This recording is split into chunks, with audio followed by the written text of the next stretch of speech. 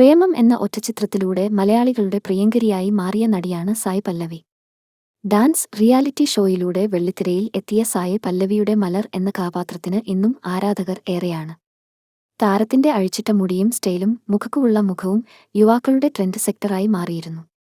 നിലവിൽ തമിഴ്, തെലുങ്ക് സിനിമകളിലും മികച്ച പ്രകടനങ്ങളുമായി മുന്നേറുന്ന സായ് പല്ലവിയുടെ പ്രണയത്തെ ചുറ്റിപ്പറ്റിയുള്ള ചർച്ചകളാണ് കഴിഞ്ഞ കുറച്ച് നാളായി നടക്കുന്നത്. സായ് പല്ലവി ഒരാളുമായി പ്രണയത്തിൽ ആണെന്ന പ്രചാരണങ്ങളും നടക്കുന്നുണ്ട്. എന്നാൽ ഇത്തരം പ്രചരണങ്ങളിൽ വ്യക്തവരുത്താൻ നടി ഇതുവരെ തയ്യാറായിട്ടുമില്ല.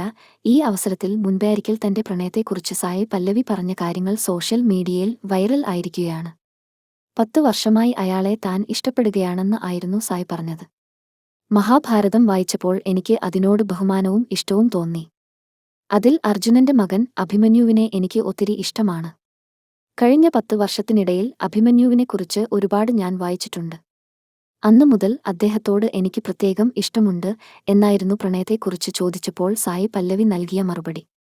അതേസമയം സായ് പല്ലവി വിവാഹിതനായ ഒരു നടനുമായി പ്രണയത്തിലാണെന്നായിരുന്നു ഏറ്റവും ഒടുവിൽ വന്ന പ്രചരണം. ഇയാൾക്ക് മക്കളുണ്ടെന്നും റിപ്പോർട്ടുകളിൽ പറഞ്ഞിരുന്നു. തണ്ടേൽ എന്ന ചിത്രമാണ് സായിയുടേതായി റിലീസ് കാത്തിരിക്കുന്ന ചിത്രം. നാഗ് ചൈതന്യയാണ് നായകഥാപാത്രത്തെ അവതരിപ്പിക്കുന്നത്. ആന്ധ്രാപ്രദേശിൽ 2018 നടന്ന ഒരു പ്രണയകഥയെ ആസ്പദമാക്കിയാണ് സിനിമ ഒരുങ്ങുന്നത്.